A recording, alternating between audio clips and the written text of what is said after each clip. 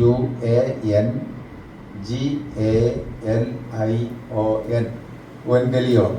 ഉവൻഗലിയോൻ എന്ന വാക്കിൽ നിന്നാണ് സുവിശേഷം എന്ന് വന്നിരിക്കുന്നത്. എവൻഗലിയൻ എന്ന് പറഞ്ഞു കഴിഞ്ഞാൽ അതിന്റെ അർത്ഥം ഗുഡ് ന്യൂസ് ആണ്. എവൻഗലിയോൻ എന്ന് പറഞ്ഞാൽ ഗുഡ് ന്യൂസ് ആണ്. പള്ളിയിലൊക്കെ കേട്ടില്ലേ എവൻഗലിയൻ വായിക്കുന്ന കാര്യം പറഞ്ഞു കേട്ടിട്ടില്ലേ? പള്ളിയിൽ വായിക്കാറുണ്ടല്ലോ. എവൻഗലിയൻ എവൻഗലിയൻ അത് എന്താണ് അതിന്റെ അർത്ഥം? ഗുഡ് ന്യൂസ് എന്നാണ്. എന്താണ് ഗുഡ് ന്യൂസ്? എന്തുകൊണ്ടാണ്? നൂറ്റാണ്ടുകളായിട്ട് യഹൂദന്മാരും ലോകവും വെയിറ്റ് ചെയ്തുകൊണ്ടിരുന്ന ഒരു വാർത്ത കൊണ്ടുവരുന്നതാണ് ഇവൻഗലിയോൻ. ഇവൻഗലിയോൻ എന്ന് പറയുന്നത് യേശുവിനെ കുറിച്ചുള്ള വാർത്തയാണ്. പ്രതീക്ഷയെക്കുറിച്ചും പ്രത്യാശയെക്കുറിച്ചുമുള്ള വാർത്തയായതുകൊണ്ടാണ് അതിനങ്ങനെ പറയുന്നത്. ഓക്കെ, ഈ 4 സുവിശേഷങ്ങളിലും 5 കാര്യങ്ങൾ യേശുവിനെ കുറിച്ച് പ്രധാനമായിട്ടുള്ള 5 കാര്യങ്ങളാണ് രേഖപ്പെടുത്തിയിരിക്കുന്നത്. ഒന്ന്, യേശുവിന്റെ ജനനം. എല്ലാ സുവിശേഷങ്ങളും ഒരുപോലെയല്ല. യേശുവിന്റെ ജനനം, യേശുവിന്റെ മിനിസ്ട്രി, ശുശ്രൂഷ. ഒന്ന്, യേശുവിന്റെ ജനനം. 2, യേശുവിന്റെ ശുശ്രൂഷ. 3, യേശുവിന്റെ മരണം. 4, യേശുവിന്റെ ഉയർത്തെഴുന്നേൽപ്പ്. 5, യേശുവിന്റെ സ്വർഗാരോഹണം. ഒന്നുകൂടെ ഞാൻ പറയാം. ബർത്ത് ഓഫ് ജീസസ്, യേശുവിന്റെ ജനനം. 2, മിനിസ്ട്രി ഓഫ് ജീസസ്, യേശുവിന്റെ ശുശ്രൂഷ. 3, ഡെത്ത് ഓഫ് ജീസസ്, യേശുവിന്റെ മരണം. 4, റിസറക്ഷൻ ഓഫ് ജീസസ്, യേശുവിന്റെ ഉയർപ്പ്. 5, അസെൻഷൻ ഓഫ് ജീസസ്, യേശുവിന്റെ സ്വർഗാരോഹണം. ഈ 5 കാര്യം. ഇനി ഒരു ചോദ്യം വരുന്നുണ്ട്, എന്തിനാ ഈ 4 സുവിശേഷങ്ങൾ? ഒരു സുവിശേഷം പോരാതെന്നോ? 4 സുവിശേഷങ്ങൾ എന്തിനാണെന്നുള്ള ചോദ്യത്തിന് മറുപടി, യേശുവിന്റെ ചരിത്രം മുഴുവനും 4 വീക്ഷണത്തിലൂടെ കാണിച്ചുകൊണ്ട് 4 തരത്തിലുള്ള ആളുകളെ ഉദ്ദേശിച്ച് 4 തരത്തിലുള്ള ദൈവിക മർമ്മങ്ങൾ വെളിപ്പെടുത്താനാണ് 4 സുവിശേഷങ്ങൾ. അതാണ് ഇതിന്റെ ആൻസർ എന്ന് പറയുന്നത്. അത് ഓരോ സുവിശേഷങ്ങളെ കുറിച്ച് സംക്ഷിപ്തമായിട്ട് നമ്മൾ ഇന്ന് ചിന്തിക്കുമ്പോൾ മനസ്സിലാക്കുക എന്തുകൊണ്ടാണ് 4 സുവിശേഷങ്ങൾ എന്ന് നമുക്ക് മനസ്സിലാകും. ഒന്നാമത്തെ സുവിശേഷം മത്തായിയുടെ സുവിശേഷമാണ്. സ്ലൈഡ് 3. മത്തായിയുടെ സുവിശേഷത്തിൽ മത്തായി എഴുതുമ്പോൾ വായനക്കാരെ മുന്നിൽ കണ്ടുകൊണ്ടാണ് എഴുതുന്നത്. ആ വായനക്കാരാരാണെന്ന് അറിയാമോ? യഹൂദന്മാരെ മുന്നിൽ കണ്ടുകൊണ്ടാണ് മത്തായി സുവിശേഷം എഴുതുന്നത്. തെളിവുകൾ കുറേ ഉണ്ട്. ഞാൻ പെട്ടെന്ന് ഓരോന്ന് പറയാൻ പോവാം. ആവർത്തിക്കണമെങ്കിൽ നിങ്ങളോട് ചോദിച്ചാൽ മതി. ഒന്നെന്ന് പറയുന്നത്, ഏറ്റവും കൂടുതൽ പഴയ നിയമ പുസ്തകങ്ങളിൽ നിന്നുള്ള കോട്ടിങ് മത്തായി നടത്തിയിരിക്കുന്നു. ഏറ്റവും കൂടുതൽ പഴയ നിയമ വേദഭാഗങ്ങളിൽ നിന്നും എടുത്ത് എഴുതിയിരിക്കുന്നത് മത്തായിയാണ്. കാരണം മത്തായിയുടെ വായനക്കാരെന്ന് പറഞ്ഞത്, മത്തായിയുടെ ഉദ്ദേശം യഹൂദന്മാരായതുകൊണ്ട് അവരെ ചിലത് ബോധ്യപ്പെടുത്താനാണ് ഈ പഴയ നിയമ ഉദ്ധരണികൾ അവിടെ കൊണ്ടുവന്നിരിക്കുന്നത്. കാരണം മശിഹായെ കുറിച്ചുള്ള വാർത്ത, അതിന്റെ നിവർത്തീകരണം ഒക്കെ ഒന്ന് ബോധ്യപ്പെടുത്താനുള്ള ശ്രമമാണ് മത്തായി നടത്തുന്നത്. പ്രധാനമായിട്ടും ഒരു വാക്ക് മത്തായി ഉപയോഗിച്ചിരിക്കുന്നത് നിവർത്തിയാകേണ്ടതിനെ. യേശുവിന്റെ ജീവിതത്തെക്കുറിച്ച് മത്തായി എഴുതിക്കൊണ്ട് വരുന്ന അവസരത്തിൽ പഴയ നിയമവുമായിട്ട് ബന്ധപ്പെടുത്തുക. ഉദാഹരണത്തിന് മത്തായി 1:22 വായിച്ചു. മത്തായി 1:22. കന്യക ഗർഭിണിയായ ഒരു മകനെ പ്രസവിക്കും, അവന് ദൈവം നമ്മോടുകൂടെ എന്നർത്ഥമുള്ള ഇമ്മാനുവേൽ എന്ന് പേര് വിളിക്കും എന്ന് കർത്താവ് പ്രവാചക മുഖാന്തരം അരുളി ചെയ്തത് നിവൃത്തിയാവാൻ ഇതൊക്കെ സംഭവിക്കും. കേട്ടോ, മത്തായി എഴുതിയിരിക്കുന്നത് കണ്ടോ? കാരണം യഹൂദന്മാർ വായനക്കാരായതുകൊണ്ട് അവർക്ക് എളുപ്പം മനസ്സിലാകുന്ന കാര്യങ്ങളാണ് മത്തായി ഇവിടെ ഉദ്ധരിക്കുന്നത്. 1:22 പ്രവാചകന്മാരിലൂടെ പറഞ്ഞ വാഗ്ദത്തത്തിന്റെ നിവർത്തി എന്നുള്ള തരത്തിലാണ് യേശുവിനെ അവിടെ അവതരിപ്പിക്കുന്നത്. ഇതൊക്കെ പഴയ നിയമത്തിലുള്ളതാണ്. യെശയ്യാ 7:14 നമുക്ക് കാണുവാൻ കഴിയും. കന്യക ഗർഭിണിയായ ഒരു മകനെ പ്രസവിക്കും. പഴയ നിയമത്തിൽ ഉദ്ധരണി എടുത്തെഴുതുകയാണ്. അതുപോലെ തന്നെ മത്തായി 26:56 വായിച്ചു. എന്നാൽ ഇതൊക്കെയും പ്രവാചകന്മാരുടെ എഴുത്തുകൾ നിവർത്തിയാകേണ്ടതിനെ അപ്പൊ നിവർത്തിയാകേണ്ടതിനെ ഫുൾഫിൽ ഓർ ഫുൾഫിൽഡ് എന്നുള്ള വാക്കുകൾ 16 പ്രാവശ്യം മത്തായി തന്റെ സുവിശേഷത്തിൽ എഴുതിയിട്ടുണ്ട്. 16 പ്രാവശ്യം മത്തായിയുടെ സുവിശേഷത്തിൽ ഫുൾഫിൽ ഓർ ഫുൾഫിൽഡ് എന്നുള്ള വാക്ക് നിവർത്തി അഥവാ നിവർത്തിയായി എന്നുള്ള വാക്ക് എഴുതിയിട്ടുണ്ട്. അപ്പൊ യേശുവിനെ പഴയ നിയമത്തോട് ബന്ധപ്പെടുത്തുകയാണ്. പഴയ നിയമത്തിൽ രേഖപ്പെടുത്തിയിരിക്കുന്ന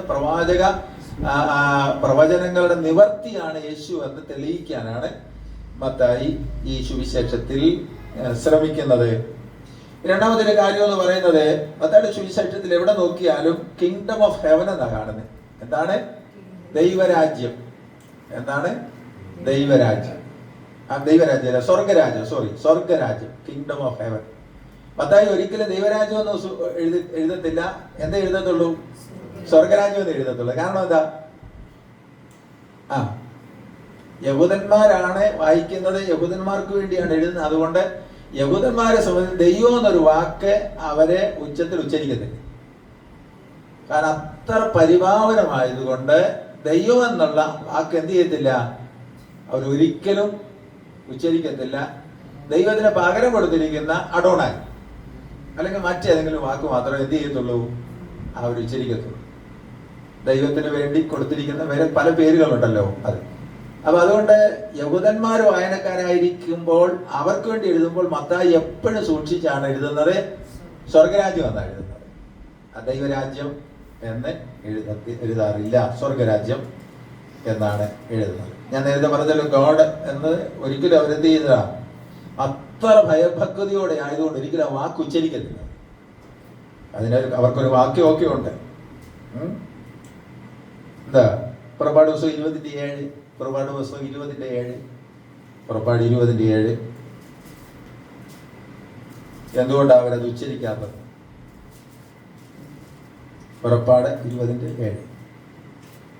നിന്റെ ദൈവമായ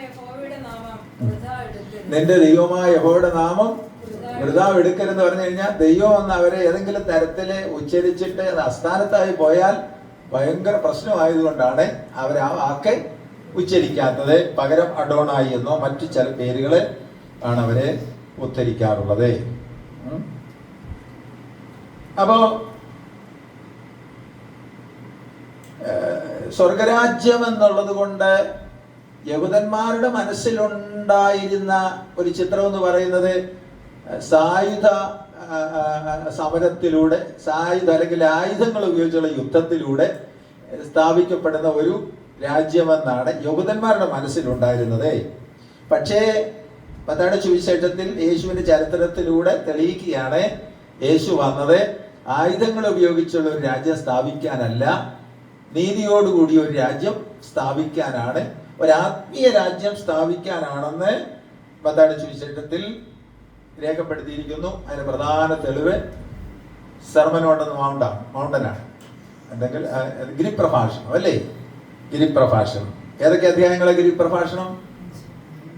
മത്തായി 5, 6, 7 അധ്യായങ്ങൾ. ആ 5, 6, 7 അധ്യായങ്ങളിലൂടെ മത്തായി തെളിയിക്കുകയാണ്, യേശു മശിഹ വന്നിരിക്കുന്നത് ആയുധങ്ങൾ ഉപയോഗിച്ചൊരു രാജ്യം സ്ഥാപിക്കാനല്ല, ദൈവത്തിന്റെ നീതി മൂലമുള്ള, നീതിയോടെയുള്ള ഒരു രാജ്യം സ്ഥാപിക്കാനാണ് എന്ന് രേഖപ്പെടുത്തിയിരിക്കുന്നു. അതിന് തെളിയിക്കാനാണ് അങ്ങനെ ചെയ്തിരിക്കുന്നത്. ഓക്കെ, ഇനി രണ്ടാമത്തെ എഴുത്തുകാരൻ ആരാണ്? മർക്കോസ് ആണ് അല്ലേ?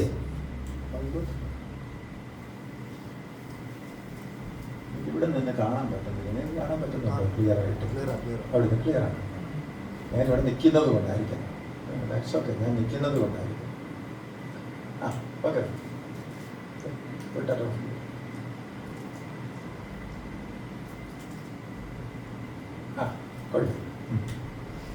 മർക്കോസ്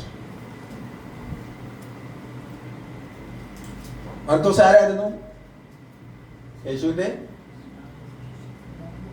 12 അപ്പോസ്തലന്മാരിൽ ആയിരുന്നു. ഞാൻ ചോദിച്ചത് അപ്പോസ്തലനല്ലാത്ത ഒരു എഴുത്തുകാരനാണ് മർക്കോസ്. ഒരു സാധാരണ വിശ്വാസിയായിരുന്നു എന്നാണ് നമുക്ക് മനസ്സിലാക്കുവാൻ കഴിയുന്നത്. അപ്പോസ്തല പ്രവൃത്തിയിൽ മർക്കോസിനെ കുറിച്ച് എഴുതിയിട്ടുണ്ട്. മർക്കോസ് അപ്പോസ്തല പ്രവൃത്തി 12:12 വായിച്ചു. അപ്പോസ്തല പ്രവൃത്തി 12:12. മർക്കോസ് ആരാണ്? പ്രവൃത്തി 12:12.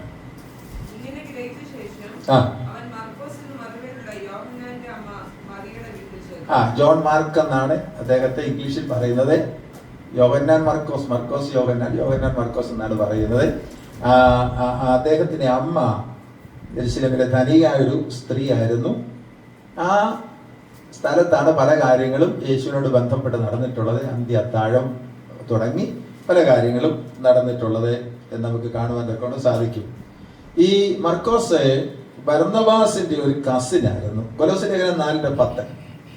മർക്കോസിനെ കുറിച്ച് 2-3 കാര്യങ്ങൾ ചിന്തിച്ചാണ് പിന്നെ നീങ്ങാണ്. കൊലോസ്യ 4:10.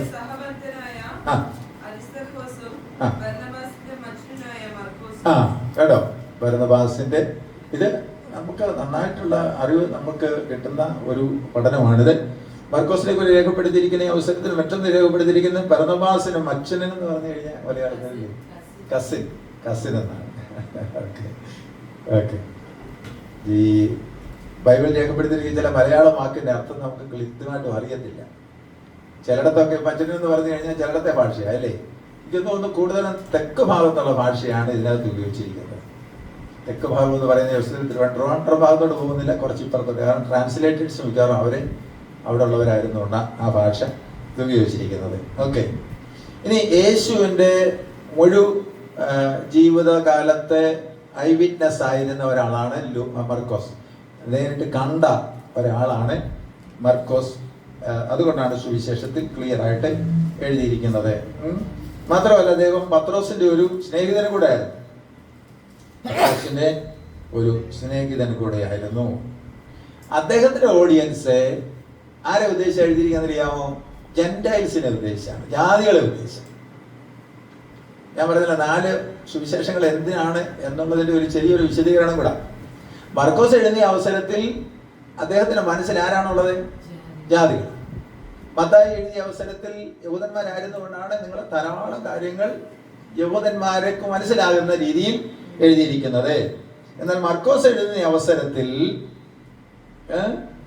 ജാതികളെയാണ് ഉദ്ദേശിച്ചത്, മനസ്സിൽ കൊണ്ടിരുന്നത്. അതുകൊണ്ട് പഴയ നിയമത്തിന് അധികം ഒന്നുമില്ല. മനസ്സിലാകുന്നുണ്ടോ? പഴയ നിയമത്തിന് അധികം അങ്ങനെ മത്തായി ഇങ്ങനെ ഇഷ്ടംപോലെ ഇങ്ങനെ പഴയ നിയമത്തിലെ കോട്ട ഇങ്ങനെ കൊടുത്തിരിക്കല്ലേ. പഴയ നിയമത്തില് പഴയ പുസ്തകങ്ങളിൽ നിന്ന് ഒത്തിരി ഉദാഹരണങ്ങൾ ഇങ്ങനെ കൊടുത്തിട്ടുണ്ട്. പക്ഷേ മർക്കോസ് അതൊന്നും ചെയ്യുന്നില്ല. കാരണം അത് പറഞ്ഞാൽ ജാതികൾക്ക് എന്ത് ചെയ്യത്തില്ല, മനസ്സിലാകത്തില്ല. ഈ പിന്നെ പരസ്യോഗത്തിനും കൺവെൻഷനും ഒക്കെ പ്രസംഗിക്കുന്ന അവസരത്തിൽ ശ്രദ്ധിക്കേണ്ട ചില കാര്യങ്ങളുണ്ടെന്ന് പറയുന്നതിൽ ഒന്ന്, നമ്മൾ എത്ര ബഹളം ഉണ്ടാക്കി കുഞ്ഞാടെന്ന് വിളിച്ചു പോയാലും ആർക്കും അറിയത്തില്ല. അവരുടെ വിചാരം വീട്ടിലുള്ള ആടെന്നാ. കേൾവിക്കാർക്ക്, നാട്ടിൽ കയറുകാർക്ക് എന്തോ അറിയാം. കുഞ്ഞാടെന്ന് നമ്മൾ ആവർത്തിച്ച് എന്തോ പറഞ്ഞാലും നമുക്ക് വലിയ ആവേശമായിരിക്കാം. പക്ഷെ ഈ കേൾക്കുന്ന മനുഷ്യർക്ക് എന്ത് ചെയ്യത്തില്ല, അറിയത്തില്ല. അപ്പൊ അതുകൊണ്ട് മർക്കോസ് എന്ത് ചെയ്യാണ്, അങ്ങനെയുള്ള ഉദ്ധരണികളൊന്നും കൊടുക്കുന്നില്ലെന്ന് മാത്രമല്ല, അവർക്ക് മനസ്സിലാകാൻ വേണ്ടി ചില വാക്കുകൾ വിശദീകരിക്കുന്നു. എന്താണ്? യേശു ക്രൂശിൽ കിടന്നുകൊണ്ട് അവസാനമായിട്ട് പറഞ്ഞ ഒരു വാക്കുകളുണ്ടല്ലോ, ഏലി ഏലി ലമ സബക്താനി. ഏലി ഏലി ലമ എന്താ അതിന്റെ അർത്ഥം? യഹൂദന് മനസ്സിലാകും. പക്ഷെ ഇതിങ്ങനെ പറഞ്ഞു കഴിഞ്ഞാല് നാട്ടുകാർക്ക് പോലും മനസ്സിലാകും. ഇതിങ്ങനെ പറഞ്ഞു കഴിഞ്ഞാൽ ജാതികൾക്കൊന്നും മനസ്സിലാകത്തില്ല എന്നുള്ളത് കൊണ്ട് അത് വിശദീകരിക്കുന്നു. മർക്കോസ് 15:34 വായിച്ചു.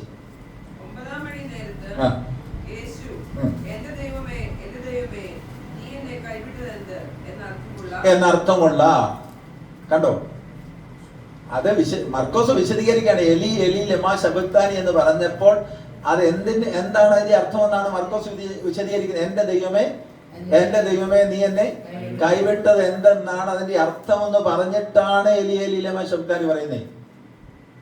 യഹൂദൻ അത് വിശദീകരിക്കേണ്ട കാര്യമില്ല യഹൂദന്മാരോട്. അപ്പൊ മർക്കോസ് എന്താണ് ചെയ്യുന്നത്? ജാതികൾക്ക് മനസ്സിലാകുന്ന തരത്തിൽ സുവിശേഷം എന്ത് ചെയ്യുകയാണ്? വിശദീകരിച്ചു കൊടുക്കുകയാണ്. അതൊരു പ്രധാനപ്പെട്ട വിഷയമാണ്. സുവിശേഷം പറയുന്ന അവസരത്തിൽ, സുവിശേഷം നമ്മൾ പങ്കുവെക്കുന്ന അവസരത്തിൽ നമ്മൾ ആരോടാണ് അത് പറയുന്നത്, ആരുമായിട്ടാണ് പങ്കുവെക്കുന്നത് കൃത്യമായിട്ട് മനസ്സിലാക്കി വേണം പങ്കുവെക്കാൻ. പ്രസംഗശാസ്ത്രത്തിലെ ഒരു പ്രധാനപ്പെട്ട ഘടകമാണ്. You must know the audience എന്ന് പറഞ്ഞാൽ നിങ്ങളുടെ കേൾവിക്കാർ ആരാണെന്ന് മനസ്സിലാക്കി വേണം സംസാരിക്കാൻ. കുറച്ച് വേറെ കുട്ടികൾ ഇരിക്കുന്ന സ്ഥലത്തെ ഒരു പാഷ ഇങ്ങോട്ട് വന്നിട്ട് വെളിപ്പാട് ദിവസം വ്യാഖ്യാനിക്കാൻ തുടങ്ങി, എങ്ങനെ ഇരിക്കും? അവർക്കൊന്നും മനസ്സിലാകത്തില്ല. അല്ലെ, ജാതികൾ തിങ്ങി നിറഞ്ഞിരിക്കുന്ന ഒരു സ്ഥലത്ത് പരിശോധന പ്രസംഗിക്കുന്ന അവസരത്തിൽ നമ്മുടെ ഈ പാസ്റ്റർമാരുടെ സ്ഥിരം കുറെ ഫ്രൈസസ് ഉണ്ടല്ലോ, അത് ഉപയോഗിച്ച് കഴിഞ്ഞാൽ അവർക്ക് മനസ്സിലാകത്തില്ല. അപ്പൊ അതെന്ത് ചെയ്യണം? വിശദീകരിക്കണം. അതാണ് വിഷയം. യോഹന്നാൻ സ്നാപകൻ പറഞ്ഞു, ഇതാ ലോകത്തിന്റെ പാപത്തെ ചുമക്കുന്ന ദൈവത്തിന്റെ കുഞ്ഞാണെന്ന് പറഞ്ഞിട്ട് അത് വിശദീകരിക്കണം എന്താണ്. അതങ്ങനെ പറഞ്ഞു വിട്ടുപോയാൽ ആളുകൾക്ക് എന്ത് ചെയ്തില്ല? മനസ്സിലാകത്തില്ല. അപ്പൊ മർക്കോസ് എന്താണ് ചെയ്യുന്നത്? എലി എലി ലമാ ശബക്താനി എന്ന് യേശു ക്രൂശിൽ കിടന്നുകൊണ്ട് പറഞ്ഞു, ശരിയാ, പക്ഷെ അത് എന്താണെന്ന് വിശദീകരിച്ചിരിക്കുക. ഓക്കെ, ഇനിയും ഈ യഹൂദന്മാർക്ക് മനസ്സിലാകുന്ന സ്ഥലങ്ങൾ കുറച്ചുണ്ട്, പക്ഷെ ജാതികൾക്ക് അറിയത്തില്ല. ആ സ്ഥലങ്ങൾ എന്താണെന്ന് എവിടെയാണെന്ന് മർക്കോസ് കൃത്യമായിട്ടും വിശദീകരിക്കുന്നുണ്ട്. മറ്റു സുവിശേഷകർ ചെയ്യാത്ത ഒരു പരിപാടിയായില്ലേ. നിങ്ങൾ നോക്കിക്കേ, 13:13 വായിച്ച്. മർക്കോസ് 13:3, 13:3. പിന്നെ അവൻ ഒലിവുമലയിൽ ദൈവാലയത്തിന് നേരെ ഇരിക്കുമ്പോൾ പത്രോസും യാക്കോബും യോഹന്നാനും അന്ത്രയോസും സ്വകാര്യമായി അവനോട്, അതെപ്പോൾ സംഭവിക്കും? ഒന്നുകൂടെ ആ വാക്യം ഒന്നുകൂടെ വായിച്ച്. പിന്നെ അവൻ ഒലിവുമലയിൽ ദൈവാലയത്തിന് നേരെ ഇരിക്കുമ്പോൾ. അപ്പൊ ശ്രദ്ധിച്ചോ, ഒലിവുമലയിൽ ദൈവാലയത്തിന് നേരെ ഇരിക്കുമ്പോൾ യഹൂദനോട് പറഞ്ഞിട്ട് കാര്യമില്ല, പറയേണ്ട കാര്യമില്ല. അപ്പൊ ജാതികൾക്കായതുകൊണ്ട് ജാതികൾക്ക് മനസ്സിലാക്കാൻ വേണ്ടി പറയാണ്, ഒലിവുമല എന്ന് പറയുന്നത് ദൈവാലയത്തിന് നേരെയാണ്. അപ്പൊ ഇത് ജാതികൾക്ക് മനസ്സിലാകുന്ന ഭാഷയിലാണ് ഇപ്പോ ഈ മർക്കോസ് എന്ത് ചെയ്യുന്നത്? ഇത് എഴുതുന്നത്. അപ്പോ ഇനിയും ജാതികൾക്ക് മനസ്സിലാകാൻ വേണ്ടി ഞാനിത് പഠിക്കുന്ന അവസരത്തിൽ ഒത്തിരി ഇൻട്രസ്റ്റ് ആയിട്ട് എനിക്ക് തോന്നി, ഒത്തിരി ഇത്. കാരണം സുവിശേഷീകരണത്തിന്റെ ഭാഗമായിട്ട് നമ്മൾ ഒത്തിരി മനസ്സിലാക്കേണ്ട കാര്യം, ശരിക്കും പറഞ്ഞു കഴിഞ്ഞാൽ ദേവദാസന്മാർക്ക് ഇത് ശരിക്കും മനസ്സിലാക്കേണ്ട കാര്യങ്ങളുണ്ട്. നിങ്ങളൊന്ന് ഒരു വാക്യം വായിച്ചേ, 7:3 ഒന്ന് വായിച്ചേ. മർക്കോസ് 7:3. പരീശന്മാരെ യഹൂദന്മാർ ഒക്കെയും പൂർവന്മാരുടെ സമ്പ്രദായം പ്രമാണിച്ച് കൈ നന്നായി കഴുകിയിട്ടല്ലാതെ ഭക്ഷണം കഴിക്കില്ല. ഇതെന്തിനാ എഴുതിയിരിക്കുന്നത്? യഹൂദന്മാർക്ക് എഴുതേണ്ട കാര്യമില്ലല്ലോ. ജാതികൾക്ക് എഴുതുമ്പോൾ എഴുതുകയാണ് യഹൂദന്മാരുടെ ചില കസ്റ്റംസ് എഴുതുക, യഹൂദന്മാരുടെ ചില പാരമ്പര്യങ്ങൾ. പാരമ്പര്യങ്ങൾ എന്ന് പറഞ്ഞത് വിശ്വാസത്തോട് ബന്ധപ്പെട്ട പാരമ്പര്യമല്ല. നല്ല പാരമ്പര്യങ്ങൾ നല്ലതായിട്ട് തന്നെ കാണുകയും അത് അംഗീകരിക്കുകയും ചെയ്യേണ്ടത് ആവശ്യമാണെന്ന് എൻ്റെ അഭിപ്രായം. ഞാൻ പറയുന്ന പാരമ്പര്യം വിശ്വാസത്തോട് ബന്ധപ്പെട്ട പാരമ്പര്യമല്ല. അവരെന്ത് ചെയ്തറിയാമോ? ഓരോ നേരത്തും ഭക്ഷണം കഴിക്കുന്നതിനും എന്ത് ചെയ്യും? അത് നമ്മളെന്ത് ചെയ്യുന്നല്ലേ, നമ്മൾ ചെയ്യുന്നല്ലേ അത്. പക്ഷേ ജാതികളെ സംബന്ധിച്ചിടത്തോളം മനസ്സിലാക്കാൻ വേണ്ടി ഇത് വിശദീകരിക്കുക. എന്തുകൊണ്ടാ? വായിച്ച് ആ വാക്യം ഒന്ന് വായിച്ച്. പരീശന്മാരും യഹൂദന്മാരൊക്കെയും പൂർവന്മാരുടെ സമ്പ്രദായം പ്രമാണിച്ച് കൈ നന്നായി കഴുകിയിട്ടല്ലാതെ ഭക്ഷണം കഴിക്കുകയില്ല. ചന്തയിൽ നിന്ന് വരുമ്പോഴും കുളിച്ചിട്ടല്ലാതെ ഭക്ഷണം കഴിക്കുകയില്ല. ശരിക്കും പറഞ്ഞു കഴിഞ്ഞാല് ഇങ്ങനെ ചെയ്യുന്ന ആളുകളുണ്ട്, ഇന്നുമുണ്ട്. ഞങ്ങളുടെ മൂത്ത മോൻ ജോമാനാണെന്നുണ്ടെങ്കിൽ ഞങ്ങൾക്ക് ചിലപ്പം വലിയ ബുദ്ധിമുട്ട് തോന്നിയിട്ടുണ്ട്. എപ്പോൾ വെളിയിലോട്ട് പോയിട്ട് വന്നാലും ആളെന്തോ ചെയ്യും? കുളിച്ചിരിക്കും. എപ്പോൾ ഇനി ഏത് കാര്യത്തിന് വെളിയിലോട്ട് പോയാലും തിരിച്ചു വന്നിട്ട് ചെയ്യും? ഞങ്ങൾക്ക് ചിലപ്പോൾ തോന്നിയിട്ടുണ്ട് ഇച്ചിരി കൂടി പോകുന്നല്ലേ. അപ്പൊ അത് കണ്ടിട്ട് ജോലി അങ്ങനെ തന്നെ ഇപ്പം. അപ്പൊ ചില പാരമ്പര്യങ്ങൾ അവർക്കുണ്ടായിരുന്നു. അത് ഈ ശുദ്ധീകരണത്തോടുള്ള ക്ലീൻനെസ്സിനോടുള്ള ബന്ധത്തിൽ അത് വളരെ പ്രധാനപ്പെട്ടതായിരുന്നു. കാരണം ഇന്നത്തെ ചന്ത പോലെ അല്ല അന്നത്തെ ചന്ത. മനസ്സിലാകുന്നുണ്ടോ? ഇതുപോയാലും കുളിക്കണം എന്നറിയാമോ? അന്നത്തെ ചന്ത എന്ന് പറഞ്ഞു കഴിഞ്ഞാൽ നടക്കുന്നിടത്ത് മൊത്തം കഴുതച്ചാണകമാണ്. കാരണം ഈ കഴുതകളാണ് ഈ സാധനങ്ങൾ കൊണ്ടുവരുന്നതും പോകുന്നതും വരുന്നതും എടുക്കുന്നതല്ല. അതുകൊണ്ട് തന്നെയാണ് ഈ കഴുതയുടെ ചാണകമാണ് മുഴുവന്. അപ്പൊ ഈ കാലയില് എന്തായാലും കുറച്ചൊക്കെ എന്തായും. അതുകൊണ്ടാണ് ഏത് കാര്യത്തിന് വേണ്ടി വീട്ടിൽ കയറുന്നതിന് മുൻപേ കാല് കഴുകാനുള്ള ഒരു സംവിധാനം വീടിന് മുൻപിൽ വെച്ചിരുന്നു. അറിയപ്പെടുന്ന വലിയ കുടുംബങ്ങളാണെന്നുണ്ടെങ്കിൽ പരിചാരകരിൽ നിന്ന് വെള്ളം ഒഴിച്ചു കൊടുക്കും. അല്ലെന്നുണ്ടെങ്കിൽ വരുന്നവരെന്ത് ചെയ്യും? അതിനകത്തുനിന്ന് വെള്ളം കോരിയിട്ട് കാല് കഴുകിയിട്ട് വീട്ടിനകത്തോട്ടെ കിടക്കത്തുള്ളൂ. കാലങ്ങൾ മാറിയതോട് വ്യത്യാസം വന്നിട്ടുണ്ട്. നമുക്ക് ഇത് അത്ര അത്യാവശ്യം വരുന്നില്ല. അപ്പൊ അതുകൊണ്ട് ഈ പഴയ നിയമകാലത്ത് തന്നെ മോശയോട് പറയുന്നത്, നീ നിൽക്കുന്ന സ്ഥലം വിശുദ്ധമാകാൻ നിന്റെ കാലിനെ. അപ്പൊ ഇതൊക്കെ വിശുദ്ധിയോടുള്ള ബന്ധത്തിൽ, ശുദ്ധീകരണ ബന്ധത്തിൽ വിശദീകരിക്കേണ്ട കാര്യങ്ങളാണെങ്കിലും മർക്കോസ് ജാതികൾക്ക് മനസ്സിലാകാൻ വേണ്ടി പറയുകയാണ് യഹൂദന്മാരുടെ പാരമ്പര്യം ഇതായിരുന്നത്. അതാണ് മർക്കോസ് അവിടെ വിശദീകരിക്കുന്നത്.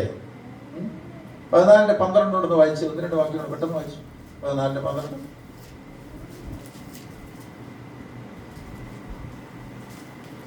കുഞ്ഞാടിനെ അറുക്കുന്നതായ പുളിപ്പില്ലാത്ത അപ്പത്തിന്റെ 1-ാം നാളിൽ ശിഷ്യന്മാർ അവനോട്, നീ പെസഹ കഴിപ്പാൻ ഞങ്ങൾ എവിടെ ഒരുക്കണമെന്ന് ചോദിച്ചു. 15:42 വായിച്ചേ. 15:42 ഒരു പക്ഷേ നോട്ട് ചെയ്യുമ്പോൾ വൈകുന്നേരമായപ്പോൾ ശബത്തിന്റെ തലനാളായ ഒരുക്കനാളാകൊണ്ട്. അപ്പൊ ശബത്തിന്റെ തലനാളായ ഒരുക്കനാൾ എന്ന് പറയുന്നത് യഹൂദനോട് പറഞ്ഞേണ്ട കാര്യമില്ല. പക്ഷെ ജാതികൾക്ക് അത് മനസ്സിലാകണമെങ്കിൽ അത് പറയണം. ഓക്കെ. അപ്പോ നിങ്ങൾക്ക് ശ്രദ്ധിച്ചോ, മർക്കോസിനെ സംബന്ധിച്ചിടത്തോളം യേശു ഒരു ജനനത്തിലേക്ക് പോകുന്നില്ല, ആരംഭത്തിലേക്ക് പോകുന്നില്ല, നേരിട്ടങ്ങ് ശുശ്രൂഷയിലേക്ക് പോവുക. നിങ്ങൾ ശ്രദ്ധിക്കണം. അപ്പോ മർക്കോസിനെ സംബന്ധിച്ചിടത്തോളം മറ്റു പലതിലേക്കും പോകാതെ ഒരു ഹാർഡ് വർക്കിംഗ് ജീസസ് എന്ന് പറഞ്ഞു കഴിഞ്ഞാൽ അധ്വാനിക്കുന്ന, കഠിനാധ്വാനം ചെയ്യുന്ന യേശുവിനെയാണ് എന്ത് ചെയ്യുന്നത്? തുടക്കം മുതലേ അവതരിപ്പിക്കുന്നത്. മർക്കോസിന്റെ പ്രത്യേകത അതാണ്. ഓക്കെ. ഇനി 2-3 കാര്യങ്ങൾ പറയാം. മർക്കോസ് കുറച്ച് ലാറ്റിൻ വാക്കുകൾ ഉപയോഗിക്കുന്നുണ്ട്. എന്ത് വാക്കുകളാ? ലാറ്റിൻ വാക്കുകൾ. കാരണം എന്താ? നമ്മുടെ ജാതികൾ എന്ന് പറയുന്ന അവസരത്തിൽ അവരുടെ ഭാഷ ലാറ്റിനാണ്. ലാറ്റിൻ ഭാഷയാണ് അവരുടെ ഭാഷ. അതുകൊണ്ട് അത് കുറച്ച് ഉപയോഗിക്കുന്നുണ്ട്. ഈ 12:42 ആണ് തോന്നുന്നു. 12:42 ഒന്ന് വായിച്ചു. ദരിദ്രയായ ഒരു വിധവ വന്ന് അപ്പൊ ഇത് വിശദീകരിക്കുക. ഗ്രീക്ക് ലാറ്റിൻ വാക്കെന്ന് പറഞ്ഞാൽ ലെപ്റ്റ എന്നുള്ള വാക്കാണ്. അതാണ് എഴുതിയിരിക്കുന്നത്. അത് മലയാളത്തിലേക്ക് വന്നപ്പോൾ ഇങ്ങനെ വന്നെന്നുള്ളതേ ഉള്ളൂ. അപ്പൊ അത് പൈസയുടെ കണക്ക് പറയുന്ന അവസരത്തിൽ 4:21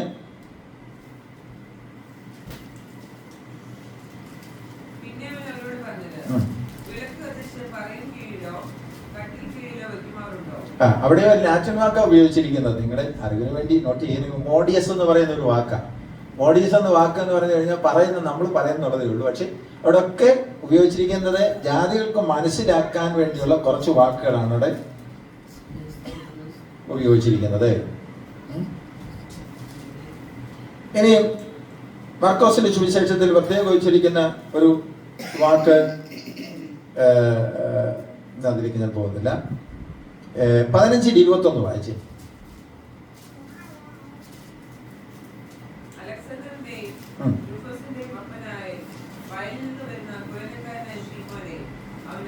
എങ്ങനെയാ മനസ്സിലായത്? ഇത്രയും വിശദീകരണം കൊടുക്കാത്തക്കോണം എങ്ങനെയാ മനസ്സിലായെന്ന് അറിയാമോ?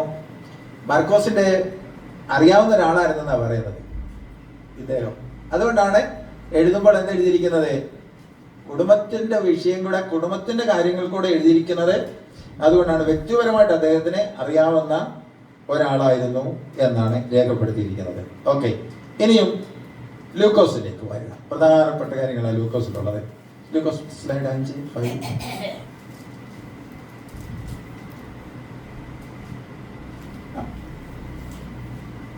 അദ്ദേഹത്തെ കുറിച്ച് കൊലോസ്യ ലേഖനത്തിൽ എഴുതിയിരിക്കുന്ന ഒരു വാക്കുണ്ട്, 4:14.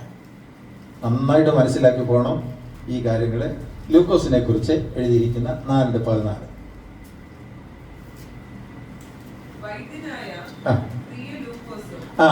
ബിലവഡ് ഫിസിഷ്യൻ എന്നാണ് എഴുതിയിരിക്കുന്നത്, വൈദ്യനായ. അപ്പം ഈ ലൂക്കോസ് ആരാണെന്ന് അറിയാമോ? അന്നത്തെ ഡോക്ടറായിരുന്നു. വൈദ്യൻ എന്ന് പറഞ്ഞാൽ അന്നത്തെ ഡോക്ടറായിരുന്നു. ഇനി ഞാൻ വിശദീകരിക്കാൻ പോവാണ് ആയിരുന്നു വലിയോ എന്ന്. ഇന്നത്തെ ഒരു ഡോക്ടറായിരുന്നു. അന്നത്തെ ഡോക്ടറാ, ഇന്ന് ഡോക്ടർ തന്നെയാണ്, പക്ഷെ കാര്യങ്ങൾക്ക് വ്യത്യാസം ഉണ്ടെന്നുള്ളതേ ഉള്ളൂ. ഒരു സമയം ഉണ്ടായിരുന്നു, കാല് പഴുത്തിട്ട് പിന്നെ പ്രശ്നം അതിന്റെ കാല് മുറിക്കേണ്ടി വന്നു കഴിഞ്ഞാൽ 10 പേര് പിടിച്ചിട്ട് അങ്ങ് കട്ട് ചെയ്യുക, അത്രയേ ഉള്ളൂ. പിന്നീടൊക്കെ അല്ലേ അനുസരിച്ചൊക്കെ വന്നത്. ഇപ്പോൾ ഞാൻ ആരും അറിയത്തില്ലല്ലോ, ഒന്നും അറിയത്തില്ല. ഉറങ്ങാൻ പോയി കഴിഞ്ഞാൽ ഉണരുന്ന നമ്മുടെ കാല് പോയി കാണത്തില്ലെന്ന് തുടങ്ങി കൊടുത്തു. അപ്പൊ അങ്ങനെയൊക്കെ ആയിരുന്നു. എന്നാൽ ഇദ്ദേഹം ഒരു വൈദ്യനായിരുന്നു, ഒരു സുവിശേഷകനും കൂടി ആയിരുന്നു. അപ്പോസ്തലൻ പൗലോസിന്റെ ഒരു കൂടെ സഞ്ചരിച്ച ഒരാളായിരുന്നു. ലൂക്കോസിന്റെ സുവിശേഷവും അപ്പോസ്തല പ്രവൃത്തിയും എഴുതിയ ഒരാളായിരുന്നു ലൂക്കോസ്. പുതിയ നിയമ എഴുത്തുകാരിൽ ജാതികളിൽ നിന്ന് വന്ന ഏക മനുഷ്യൻ ലൂക്കോസ് ആയിരുന്നു. Okay, Lucas was the only Gentile author of Gospels. ജാതികളിൽ നിന്നും വന്ന ഏക എഴുത്തുകാരൻ. അദ്ദേഹം ഒരു ഡോക്ടർ മാത്രമല്ല, ഹിസ്റ്റോറിയനും കൂടെ ആയിരുന്നു. പറഞ്ഞു കഴിഞ്ഞാൽ ചരിത്രകാരൻ കൂടെയായിരുന്നു. എന്തുകൊണ്ടാണ് ലൂക്കോസിനെ ഈ സുവിശേഷം എഴുതാനും അപ്പോസ്തല പ്രവൃത്തികൾ എഴുതാനും ദൈവം ഉപയോഗിച്ചതെന്നുള്ളതിന്റെ ഒരു മറുപടിയാണ്, ഇദ്ദേഹം ഡോക്ടർ ആയിരുന്നത് കൊണ്ട് എല്ലാ കുറിപ്പുകളും കൃത്യമായിട്ട് എഴുതാം. ഇന്നത്തെ പോലെ തന്നെയാണോ? അങ്ങനെയാണ്, വളരെ സ്ട്രിക്റ്റ് ആയിരുന്നു. എല്ലാ രേഖകളെ അനുസരിച്ച് കൃത്യമായിട്ടും തെളിവ് സഹിതം എന്തോ ചെയ്യണം, ഡോക്ടർ എന്തോ ചെയ്യണം, എഴുതണം. ഇന്നും അങ്ങനെയാണ്. നമ്മളൊന്നും അറിയുന്നില്ല, പോയി ഡോക്ടറെ കണ്ടിട്ട് പോകുന്നു, അത്രേ ഉള്ളൂ. പക്ഷെ ആ ഡോക്ടറെ അന്ന് കണ്ട രോഗിയുടെ മൊത്തം കൃത്യമായിട്ടും രേഖയുണ്ടായിരിക്കണം. കാരണം നാളെ ഒരു കേസ് വന്നാൽ ഇത് കോടതി പോകുന്ന ഒരു സർജറി നടത്തി കഴിഞ്ഞാൽ അതിന് മൊത്തം രേഖകൾ ഉണ്ടായിരിക്കണം. നിങ്ങൾക്കൊക്കെ അറിയാമല്ലോ, ഒരു കേസ് നടന്നു കഴിഞ്ഞാൽ ഒരു കേസ് സമ്മറി നമുക്ക് തരുമല്ലോ, ട്രീറ്റ്മെന്റ് സമ്മറി തരും. ഇൻഷുറൻസുകാർക്ക് അത് വേണം. അതിനകത്ത് കൃത്യമായിട്ട് രേഖപ്പെടുത്തിയിട്ടുണ്ട് എന്തൊക്കെയാണ് നടന്നേ, എങ്ങനെ നടന്നു, എന്ത് ചെയ്തു, എന്തു മെഡിസിനാണ് കൊടുത്തത്. എന്താണെന്നറിയാമോ? പിന്നീട് ഒരു നിയമ വിഷയം വന്നാൽ അത് ഇതൊരു രേഖയായി. അപ്പോ ലൂക്കോസിനെ സംബന്ധിച്ചിടത്തോളം ഡോക്ടറായിരുന്നത് കൊണ്ട് കൃത്യമായിട്ട് കാര്യങ്ങൾ ചെയ്യുക മാത്രമല്ല, എല്ലാം കൃത്യമായിട്ട് രേഖപ്പെടുത്തുന്ന ഒരു സ്വഭാവം സ്വാഭാവികമായിട്ടും എല്ലാ ഡോക്ടേഴ്സിനും ഉണ്ട്, ഇദ്ദേഹത്തിന് ഉണ്ടായിരുന്നത് കൊണ്ടാണ് ദൈവം അദ്ദേഹത്തെ സുവിശേഷം എഴുതാനും അപ്പോസ്തല പ്രവൃത്തികൾ എന്ന പുസ്തകം, ചരിത്രം എഴുതാനും നിയോഗിച്ചത് എന്നാണ് നമ്മൾ അറിഞ്ഞിരിക്കേണ്ടത്.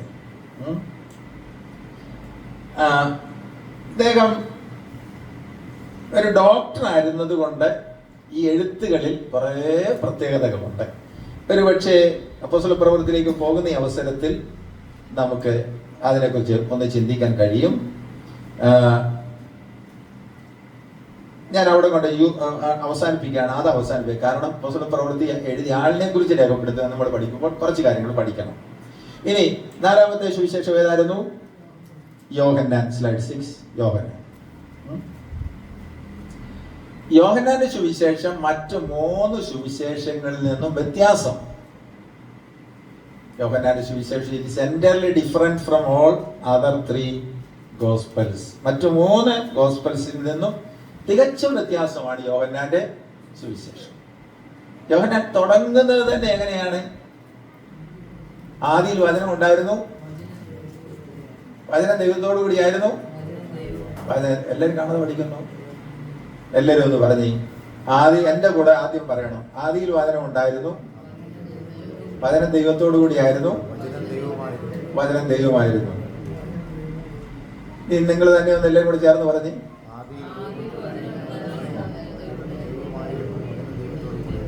ഇത് പഠിച്ചു വെക്കേണ്ട കാര്യമാണ്. കാരണം തിയോളജിയുടെ, വേദശാസ്ത്രത്തിന്റെ ഏറ്റവും പ്രധാനപ്പെട്ട കാതൽ എന്ന് പറയുന്നത് ഈ വാക്യമാണ്. അതോടുകൂടിയാണ് യോഹന്നാൻ എന്ത് ചെയ്യുന്നത്? തുടങ്ങുന്നത്. അപ്പോ യോഹന്നാനെ സംബന്ധിച്ചിടത്തോളം തിയോളജിക്കലായിട്ട് ധാരാളം കാര്യങ്ങളാണ്, വേദശാസ്ത്രപരമായിട്ട് ധാരാളം കാര്യങ്ങളാണ്. യേശുവിന്റെ ആളത്വത്തെക്കുറിച്ച് ധാരാളം കാര്യങ്ങൾ, വേദശാസ്ത്രപരമായിട്ട് ധാരാളം കാര്യങ്ങൾ, യേശുവിന്റെ ആളത്വത്തെക്കുറിച്ച് ധാരാളം കാര്യങ്ങൾ, വിശ്വാസത്തെക്കുറിച്ച് ധാരാളം കാര്യങ്ങൾ. ആദ്യത്തെ 3 ഗോസ്പൽസ്, ആദ്യത്തെ 3 സുവിശേഷങ്ങൾക്ക് ഞാൻ ഇടയ്ക്ക് സംസാരിക്കുമ്പോൾ പറഞ്ഞിട്ടാണ് സിനോപ്റ്റിക് ഗോസ്പൽസ് എന്നാണ് പറയുന്നത്. എന്താണ് സിനോപ്റ്റിക് ഗോസ്പൽസ്? എന്താണ് സിനോപ്റ്റിക് ഗോസ്പൽസ്? പറയാൻ ബുദ്ധിമുട്ടുണ്ടായിരിക്കാം. സിനോപ്റ്റിക് എന്ന് പറഞ്ഞു കഴിഞ്ഞാല് അതിന് സമാന സുവിശേഷങ്ങൾ എന്നാണ് പറയുന്നത്. അതിന് പ്രശ്നങ്ങളുമുണ്ട്. സമാന സുവിശേഷങ്ങൾ എന്ന് ആണ് പറയുന്നത്. അതിന് പ്രശ്നമുണ്ട്. അത് സിനോപ്റ്റിക് പ്രോബ്ലംസ് എന്നാണ് പറയുന്നത്. എന്ന് പറഞ്ഞാൽ സമാന സുവിശേഷമായതുകൊണ്ട് അതിന് ചില പ്രശ്നങ്ങളുമുണ്ട്. കാരണം 3 സുവിശേഷങ്ങൾ വായിക്കുമ്പോൾ സമാനമായിട്ടുള്ള പല കാര്യങ്ങളിലും ചെറിയ വ്യത്യാസങ്ങൾ കാണാൻ കഴിയും. അതിന് വിശദീകരണം വേറെയുണ്ട്, അതിലേക്ക് ഇപ്പം പോകുന്നില്ല. സിനോപ്റ്റിക് ഗോസ്പൽസിൽ തന്നെ സിനോപ്റ്റിക് പ്രോബ്ലംസും ഉണ്ട്. പക്ഷെ ഈ 3 സുവിശേഷങ്ങൾ ഏതാണ്ടൊക്കെ ചില പാരഗ്രാഫ്സ് കൃത്യം അതുപോലെ തന്നെ വാക്കുകളും വാചകങ്ങളും എല്ലാം കൃത്യമായിട്ടും അതുപോലെ തന്നെ ആണെന്ന് നമുക്ക് മനസ്സിലാക്കാൻ സാധിക്കും.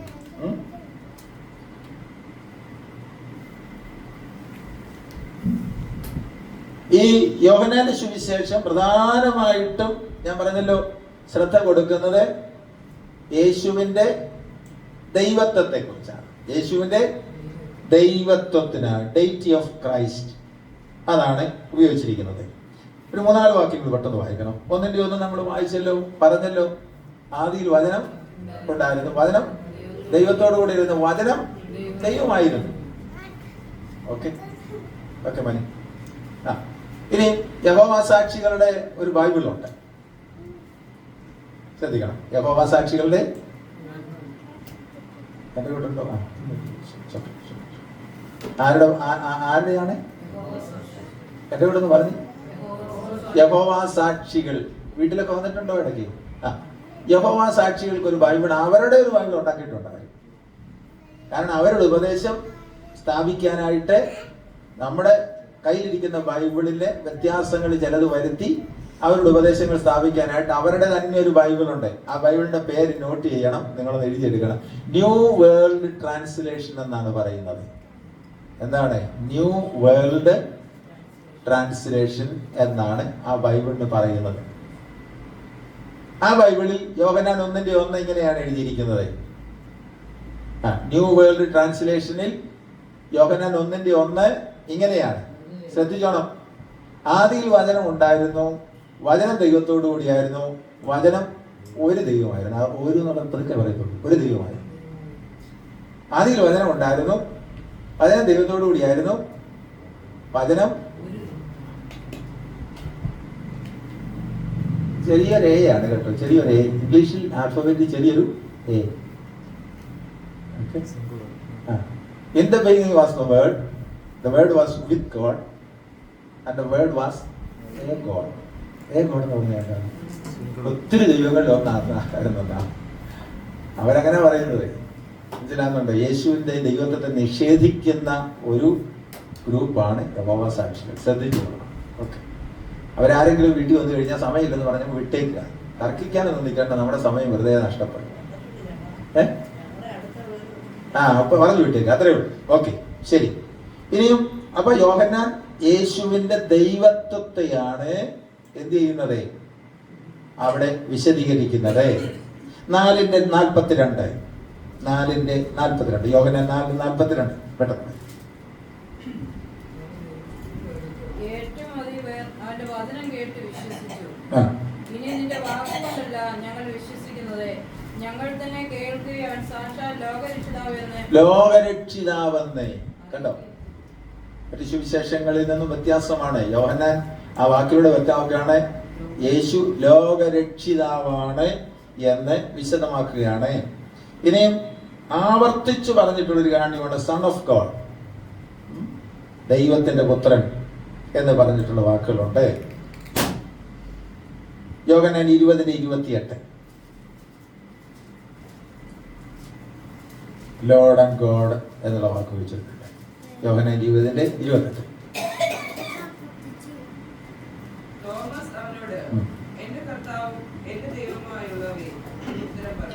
ഈ വാക്യം യഹോവ സാക്ഷികളെ, നമ്മൾ ഏത് വാക്യം എടുത്താലും യഹോവ സാക്ഷികൾക്ക് വിശദീകരണമുണ്ട് കേട്ടോ. പക്ഷെ യാതൊരു കാരണവശാലും അവർക്ക് നിഷേധിക്കാൻ പറ്റാത്ത ഒന്നാണ് തോമസ് ഇവിടെ പറഞ്ഞിരിക്കുന്നത്. എന്റെ കർത്താവും എന്റെ ദൈവവുമായുള്ളവയെ എന്ന് യേശു പറഞ്ഞത് ഒരിക്കലും യേശു നിഷേധിച്ചില്ല. അപ്പൊ ഇത് പറഞ്ഞു കഴിഞ്ഞാൽ അവർക്ക് വേറെ വിശദീകരണം കാണുമായിരിക്കും, പക്ഷെ ഇത് കറക്റ്റ് ആയിട്ടുള്ള യേശു ദൈവമാണെന്നുള്ളതിന്റെ പ്രധാനപ്പെട്ട ഒരു വാക്കാണ്. ഇനിയും യേശു പറഞ്ഞ ഐ ആം സ്റ്റേറ്റ്മെന്റ്സ് ഉണ്ടല്ലോ, ഞാനാകുന്നു എന്ന് പറഞ്ഞ സ്റ്റേറ്റ്മെന്റ്സ് 7 ഉണ്ടല്ലോ. ആ 7 യേശുവിന്റെ ദൈവത്വത്തെ വിശദീകരിക്കുന്ന കാര്യങ്ങളാണ്. അതിൽ പ്രധാനമായിട്ടും 8:58 യോഹന്നാൻ 8:58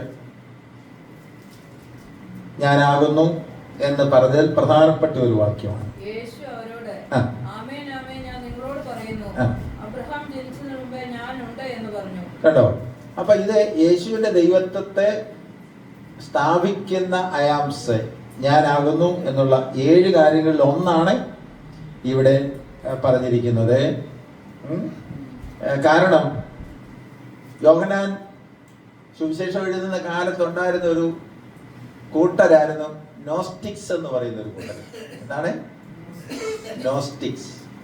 ജ്ഞാനവാദികൾ എന്നാണ് പറയുന്നത്, നോസ്റ്റിക്സ്. അതെന്നാണ് ശരിക്കും പറഞ്ഞു കഴിഞ്ഞാൽ ഈ യേശുവിന്റെ ദൈവത്വത്തെ നിഷേധിക്കുന്ന കൂട്ടങ്ങളെല്ലാം വന്നിരിക്കുന്നത് അതിൽ നിന്നാണ്. നോസ്റ്റിക്സ് എന്നാണ് പറയുന്നത് അവരെ. ആ കാലത്താണ് യോഹന്നാൻ യേശുവിന്റെ ദൈവത്വത്തെ വിശദീകരിക്കുന്നത്. ഓക്കെ, ഇനിയും 2 കാര്യം കൂടെ പറഞ്ഞ് നമ്മൾ ആരാധനയ്ക്ക് നീങ്ങുകയാണ്. ആക്സിന്റെ സ്ലൈഡ് ഒന്ന് വന്നിട്ടു. Ax slide 1. 4 സുവിശേഷങ്ങൾക്ക് ശേഷം അറിയപ്പെടുന്ന ഒരു പുസ്തകമാണ് ദി ആക്ട്സ് ഓഫ് അപ്പോസ്റ്റൽസ്, അപ്പോസ്തല പ്രവർത്തികൾ എന്ന്. ഈ ടൈറ്റിൽ വന്നിരിക്കുന്നത് ആക്ട്സ് ഓഫ് അപ്പോസ്റ്റൽസ് എന്നുള്ള ടൈറ്റില്, അതിന്റെ ഹെഡിങ് വന്നിരിക്കുന്നത് ഒരു ഗ്രീക്ക് വേർഡ് ഉണ്ട്, വാക്കുണ്ട്, പ്രാക്സിസ് എന്നാണ് ആ വാക്ക്. PRAXIS. PRAXIS. ഈ ഗ്രീക്ക് വാക്കിൽ നിന്നാണ് ഇത് വന്നിരിക്കുന്നത്. നമ്മൾ എഴുതുന്നുണ്ട് ആക്ട്സ് ഓഫ് അപ്പോസ്റ്റൽസ് എന്ന് എഴുതുന്നെങ്കിലും അത് വന്നിരിക്കുന്നത് പ്രാക്സിസ് എന്ന ഗ്രീക്ക് വാക്കിൽ നിന്നാണ്. എന്ന് പറഞ്ഞാൽ ലിറ്ററേച്ചറിലെ അപ്പോസ്തലന്മാരും ഒക്കെ ചെയ്ത കാര്യങ്ങളെ കുറിച്ച് ഒരുമിച്ച് എഴുതിയിരിക്കുന്ന ഒരു കാര്യം എന്നുള്ളതാണ് അതുകൊണ്ട് അർത്ഥമാക്കുന്നത്. ആ പുസ്തകത്തിൽ അങ്ങനെ തന്നെയാണ് താനും. അതുകൊണ്ട് ആ വാക്ക് അന്വർത്ഥമായൊരു വാക്കാണ്. ലൂക്കോസ് വളരെ കൃത്യമായിട്ടും റെക്കോർഡ് ചെയ്തിരിക്കുന്നു. യേശുവിന്റെ ഉയർപ്പിന് ശേഷം, സ്വർഗാരോഹണത്തിന് ശേഷം സഭ ആകുന്ന ശരീരം എങ്ങനെയാണ് ഈ ലോകത്തിൽ ആദ്യകാലങ്ങളിൽ വർക്ക് ചെയ്തത്, പ്രവർത്തിച്ചത് എന്ന് കാണിക്കാൻ വേണ്ടി കൃത്യമായിട്ടും എഴുതിയിട്ടുണ്ട്. വേറെ ചില പേരുകൾ കൂടെ കൊടുക്കാം. ദി ആക്ട്സ് ഓഫ് അപ്പോസ്റ്റൽസ് എന്ന് പറഞ്ഞാൽ the teaching and acts of Jesus Christ through the body of Christ. യേശുവിന്റെ ശരീരത്തിലൂടെ കർത്താവ് ചെയ്ത അത്ഭുതങ്ങളെ എല്ലാം എഴുതിയിട്ടില്ല, ശ്രദ്ധിക്കണം.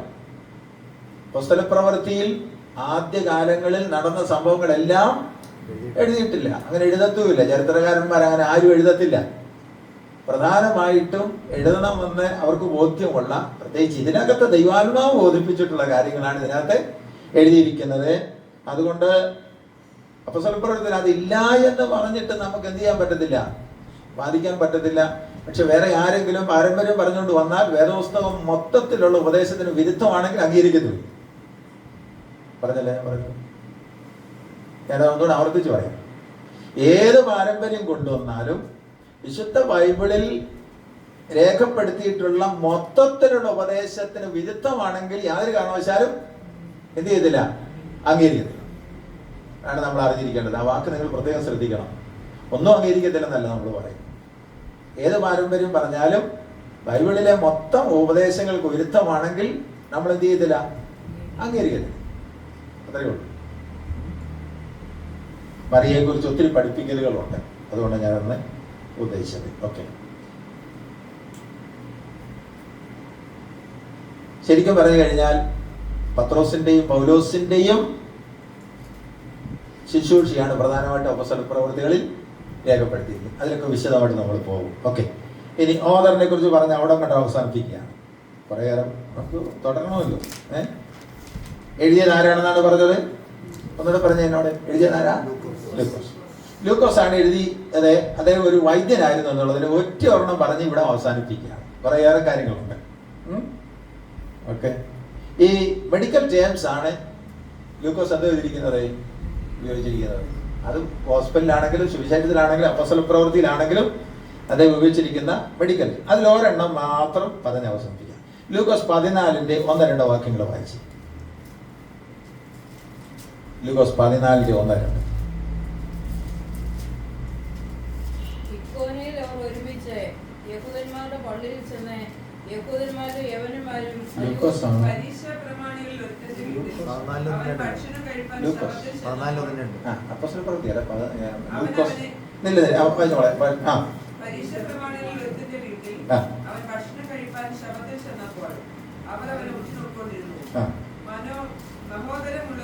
പറയാൻ തന്നെ ബുദ്ധിമുട്ടായില്ലേ? മഹോദരം എന്ന് നമ്മൾ കേട്ടിട്ടുണ്ട്, പക്ഷെ ഇത് കേട്ടിട്ടില്ല അല്ലേ? എന്തോ ഈ സാധനം എന്തോ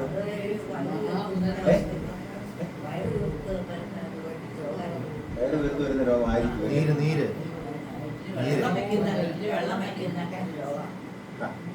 ഏതാണ്ട് അടുത്ത് വരുന്നുണ്ട്. ഉഡേമ എന്ന് പറയുന്ന ഇംഗ്ലീഷിൽ EDMA അത് പറയുന്ന ഒരു അസുഖമാണ്. അതിന്റെ പ്രധാന പ്രശ്നം എന്ന് പറഞ്ഞു കഴിഞ്ഞാൽ കാലിലാണ് പ്രധാനമായിട്ടും അത് ബാധിക്കുന്നത്. മറ്റു ഭാഗത്ത് ബാധിക്കാൻ ടിഷ്യൂസിലെല്ലാം വെള്ളം കെട്ടുന്ന, ഈ വെള്ളം കെട്ടുന്ന പറഞ്ഞു വരാം, ടിഷ്യൂസിലെല്ലാം വെള്ളം നിറഞ്ഞിട്ട് ഇങ്ങനെ ഉള്ള ഒരു അസുഖമാണ്. അപ്പൊ അത്രയും അറിവ് നിങ്ങൾക്ക് വേണ്ട. സ്തോത്രം. എനിക്ക് കൂടുതൽ വിശദീകരിക്കേണ്ടി വരാം. ഇത് ലൂക്കോസിന് എഴുതാൻ പറ്റും. മനസ്സിലാകുന്നുണ്ടോ? കാരണം ഇത് കൃത്യം എന്താ അസുഖമെന്ന് വൈദ്യനായ ലൂക്കോസിന് മാത്രമേ എഴുതാൻ പറ്റത്തുള്ളൂ. അതുകൊണ്ടാണ് ലൂക്കോസ് അത്രയും കൃത്യമായിട്ടും എഴുതിയിരിക്കുന്നത്.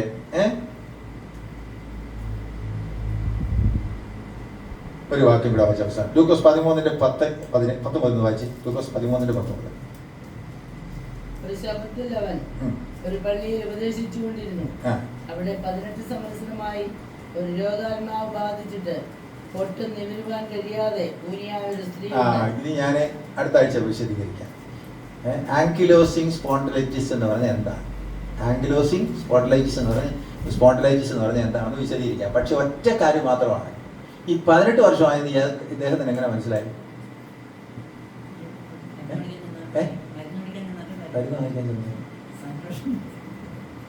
ഈ സ്ത്രീ കൂനി വരുമ്പോൾ കൃത്യം പൗലോസിന് അറിയാം എത്ര വർഷമായി ഇവരുടെ ശരീരത്തെ ഇത് ബാധിച്ചത്. ഭയങ്കര അത്ഭുതമാണ്. കാരണം ആ കൂനിന്റെ രീതി അനുസരിച്ച്, ആ എത്ര കൂനി ഇരിക്കുന്നതനുസരിച്ച് ഒരു വ്യക്തിക്ക് ഈ അസുഖം പ്രശ്നം വന്നു കഴിഞ്ഞാൽ മരുന്നൊന്നുമില്ല. ഓക്കെ, അത് ഓരോ വർഷം കൂടുന്തോറും ഇത് എത്രമാത്രം കുനിഞ്ഞു പോകും എന്നുള്ളത് ഡോക്ടർക്ക് മാത്രമേ അറിയത്തുള്ളൂ. അതുകൊണ്ടാണ് അദ്ദേഹത്തിന് മനസ്സിലായി 18 വർഷമായിട്ട് ഈ അസുഖം തുടങ്ങി. ഇതാണ് ഗ്ലൂക്കോസിന്റെ പ്രത്യേകത. അതിന്റെ പ്രത്യേകത എന്താണെന്നുള്ളത് അടുത്ത ആഴ്ച നമുക്ക് ചിന്തിച്ചു തുടങ്ങാം. ദൈവം നമ്മെ അനുഗ്രഹിക്കട്ടെ. ആമേൻ. സ്തോത്രം. ഹല്ലേലൂയ. Praise the Lord. ദൈവത്തിന്റെ വചന പഠനം നമ്മുടെ ജീവിതത്തിന് അനുഗ്രഹമാകണം, മറ്റുള്ളവരോട് പങ്കുവെക്കാനായിട്ട് അനുഗ്രഹമാകണം. ദൈവം നമ്മെ തുറന്ന് അനുഗ്രഹിക്കട്ടെ. ഒരു നിമിഷം